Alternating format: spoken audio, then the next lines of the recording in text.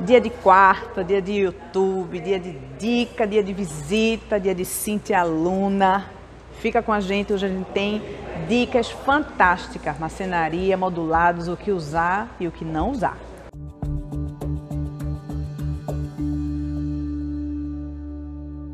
Olá, sou Tati Jordão, estou aqui com uma arquiteta queridíssima, Cíntia Aluna. Estava por aqui andando, fiz vamos ali porque você tem muitas dicas, vamos gravar sim, porque eu acho que dica boa a gente tem que compartilhar. E a gente continua aqui na Casa Reveste, a gente tem outros vídeos que a gente fez aqui com Marquinhos, de revestimento. E aí Cíntia, ela tem uma vasta experiência nessa área, né? Ela entende como ninguém, então ela me deu suporte por vários anos, trabalhou numa loja específica aqui em Recife. Hoje ela já está aí com o escritório, né, dela, já tem alguns anos. Então, somando tudo, temos 13 anos, né, Cíntia, na área da arquitetura. 13 anos. Que bom. Seja bem-vinda. Obrigada. Bem-vinda. Vamos compartilhar nossas dicas Vamos hoje. lá. E aí a gente está aqui numa cozinha. Essa cozinha é uma cozinha, ela é usada hoje aqui na Casa Reveste, né? Então tudo funciona, né? Fogão, torneira. Então é a cozinha da sua casa. É a cozinha que você está montando. E aí a gente tem como primeira dica, bancada? Bancadas. As bancadas, assim, a gente pode trabalhar, nesse caso aqui dessa loja, ela tá no Silestone, né? Mas ultimamente as pessoas vêm pedindo bastante bancada no porcelanato. Porcelanato esculpido, né? É possível fazer sim. É possível fazer, é um material leve, né? Tem um acabamento perfeito e ele tem também um bom custo-benefício. E aí, quando o cliente ele vai ou fechar com uma loja que trabalha com planejados modulados ou com um marceneiro, em que momento entra o móvel, essa parte de baixo aqui? A bancada vai lá, foi colocada no lugar. Em que momento entra o móvel? O momento entra antes, depois? Como é que é feito esse processo? Então, vamos lá. Primeiro a medição. Antes de tudo a medição, tá? Tem que ser... Tudo começa na medição, Tudo né? começa na medição. Tanto o lado bom como o lado ruim, né? O erro parte dela, principalmente. Depois da medição, a gente vai trabalhar o projeto do cliente com base no programa que ele passou para a gente, né? Quais são as necessidades que ele vai precisar, quais são os elétricos que ele vai utilizar, né? Depois desse programa feito, a gente vai trabalhar o estudo preliminar e o anteprojeto, que é a planta baixa e as elevações da marcenaria. E eu parto já para o executivo, depois da aprovação do estudo. Estou com o cliente, se tiver arquiteto, junta o arquiteto, se não tem, vai só com o cliente, apresenta aquilo ali. Exatamente. E aí eu queria uma dica para o cliente, principalmente aquele cliente que não tem arquiteto. A gente, no caso aí, a gente, né, perde, mas vamos lá. Aquele cliente que não tem arquiteto e quer saber como economizar na área de fechar uma marcenaria. Você estava comentando alguma coisa de espessura, de prateleira, isso até que ponto é economia, desvantagem, perde na funcionalidade. Uma despensa, geralmente você coloca ali feijão, arroz, açúcar ou alguma coisa de ferramentas, são móveis mais pesados. E tem um cliente que você deu até um suporte para a gente, que ele tinha umas ferramentas específicas, né? Queria espessura dessas prateleiras. Então, Tati, o cliente normalmente ele não tem a noção de que espessura ele usar tanto na caixaria do móvel, que é a parte externa do móvel, né? Como a parte interna, que é o principal. Porque a caixaria a gente pode trabalhar com 15 milímetros, 18 milímetros, não tem problema, não vai mudar. MDP, MDF, tanto faz. A parte interna, dependendo do peso que for usar, ou do vão, a partir de 70 centímetros até 1,20 m, 1,40 m. 70 até 1,20 m, 1,40 m, ok. A prateleira tem que ser de 25 milímetros. 25, aquela coisa, 2,5 centímetros, aquela que é mais...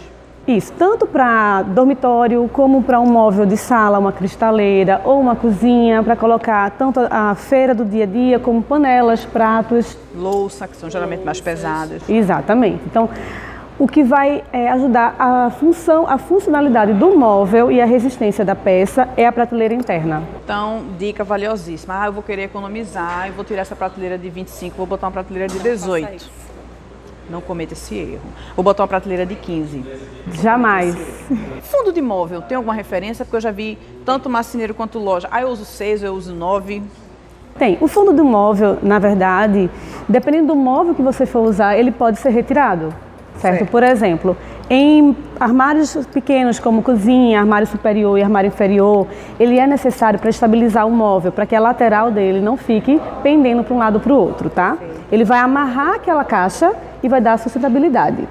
Já no guarda-roupa, num móvel de sala, aquele apoiado no piso, o fundo do móvel pode ser retirado E aí tanto faz ser de 6 milímetros, que seria um Eucatex, de 10, de 15, que aí já é um painel, ele pode ser retirado, e o móvel encostado direto na parede e no piso. Então nesse caso ele não serve para estruturar, e sim para fechar e dar acabamento.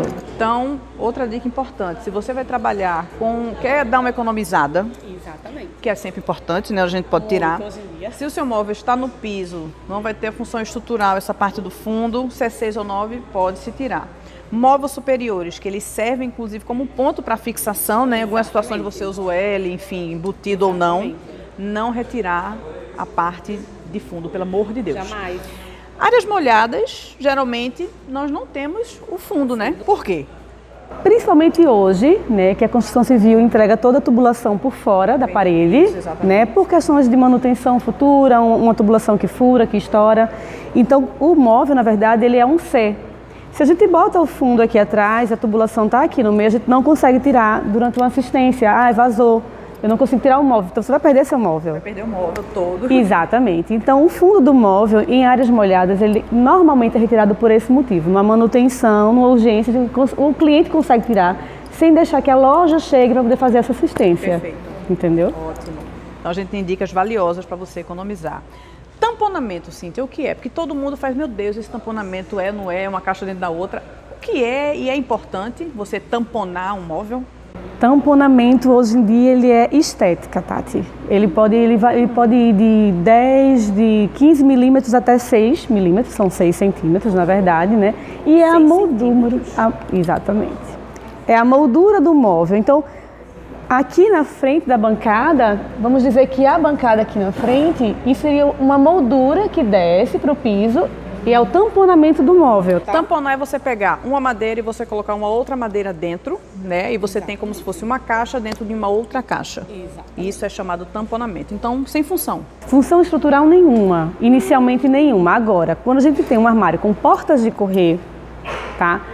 Um home, um móvel inferior, um móvel superior com portinhas de correr, é no tamponamento que o trilho ele é encaixado.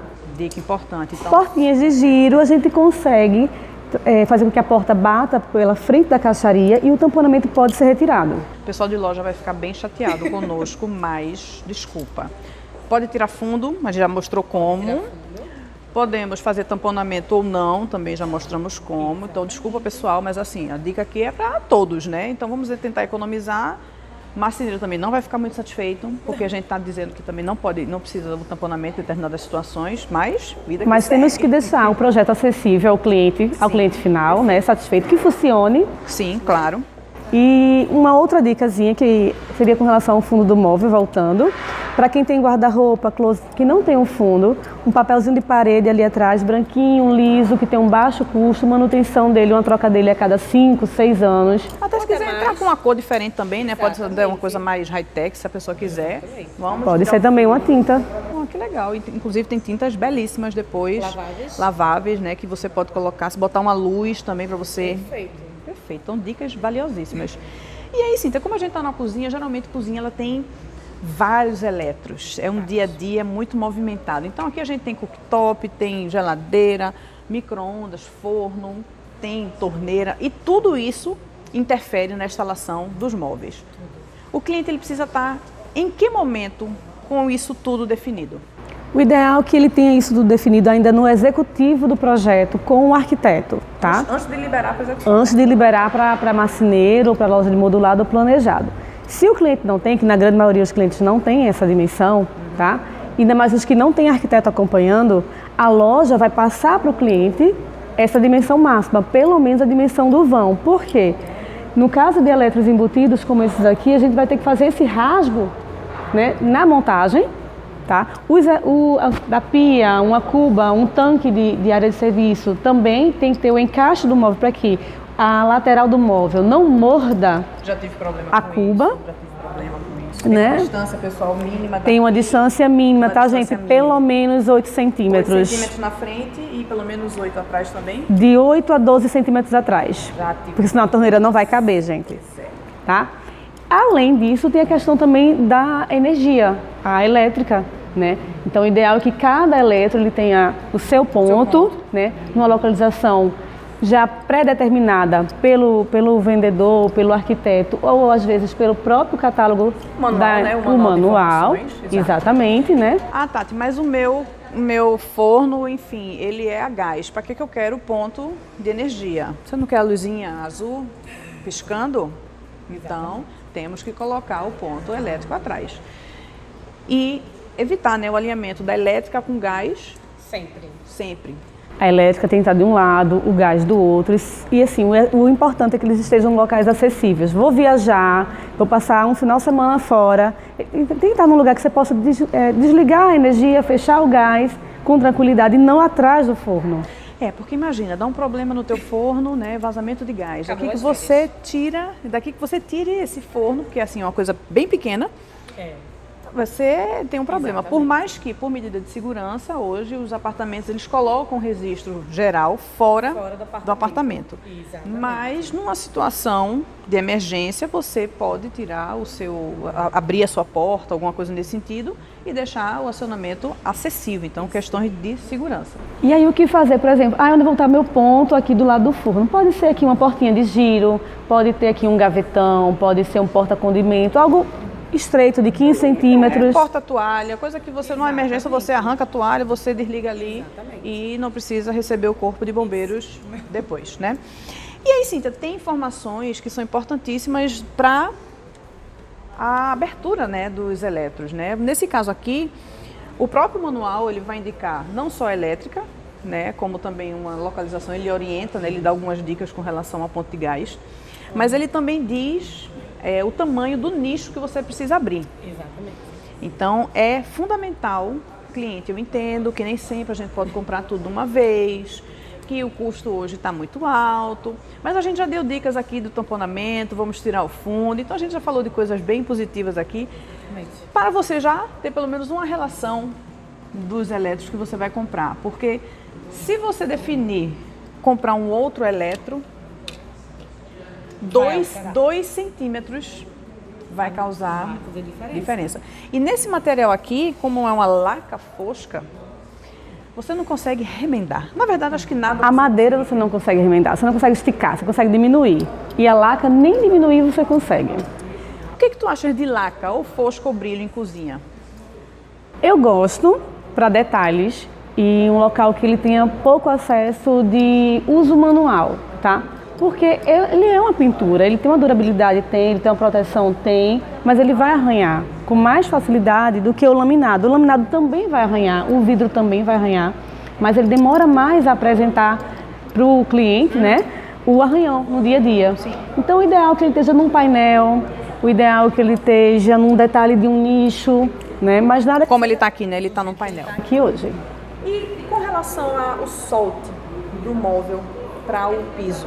Importantíssimo. Porque geralmente, né, o pessoal não se joga tanta água hoje na cozinha, né? Mas as pessoas ainda, né, de vez em quando, vamos jogar uma água aqui para dar uma limpada. Quanto se solta geralmente? Então, a gente pede que solte pelo menos 19 a 20 centímetros do piso, tá?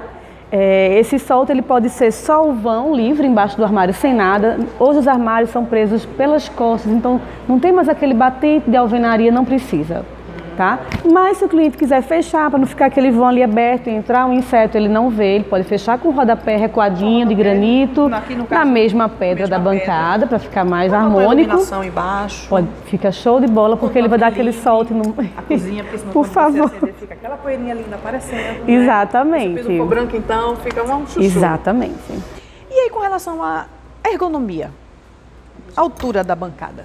A altura da bancada, que normalmente a gente trabalha, são 90 centímetros, tá? Assim que eu vou ter um eletro embaixo dela. E vai ser o quê? Vai ser uma cervejeira, vai ser um lava-louças, ou até uma máquina de lavar roupas, né? Então a gente tem que ter uma dimensão pré-definida desse eletro para poder subir a bancada um pouco mais. 92 por cima, 94 por quê? Também tem a altura do morador. Se ele vai ser pequeno, se ele é alto, quem vai usar essa bancada? É ele? Uma pessoa que trabalha na casa dele? Pois é, eu botar uma bancada com 88, 85, para mim já resolve. Já, eu tô, pessoal, diz assim, é uma coisa fake, né? A pessoa tá de salto, a pessoa tira o salto, então a gente já cai quase 12 centímetros, né? Então, se eu fosse cozinhar ou lavar prato de salto, a bancada ficaria ótima com 90 centímetros, mas não é o caso. Como eu mostrei a vocês aqui, tem uma diferença de 12 centímetros quando a gente desce do salto. E já aconteceu de clientes nossos, você deu suporte também, acho que nesse cliente nosso, dele ter quase 2 metros de altura. Ele vai ficar curvado. E aí na a bancada, né, não funciona. Então, tudo isso, né, ele é importante ser definido para entender. Se a pessoa é muito baixinha, o que se recomenda? Porque hoje o nosso padrão brasileiro, as mulheres estão entre 1,60, 1,65, 8, eu estou nessa média. 1,58, por favor. 1,58, a pessoa ok, aqui. desculpa, então temos uma outra média aqui que é 1,58. Então, se você está nessa média de 1,58, o que se recomenda, considerando uma bancada de 90, da bancada para o móvel superior? Pelo menos 60 centímetros de distância. Né? Um móvel superior ele é recuado, a gente tem uma bancada de 60 a 62 de profundidade, certo. E um móvel superior com 35 para que você esteja aqui em pé. E quando você se curvar para usar a bancada, não bata com a cabeça no móvel superior, né? E também a gente não pode elevar mais do que 1,5 m para que não fique inacessível. Porque se pelo menos... menos vamos usar o móvel até o forro. Ok. Ok. Mas sabe que vai ter que ter uma escadinha. Uma escadinha, um banquinho para poder acessar a prateleira superior. Perfeito. Então a gente tem aqui dicas diversas com relação aos eletros, com relação ao corte de bancada, com relação até a bancada, a gente falou no começo aqui, a gente deu uma dica, né, do Silestone, do material.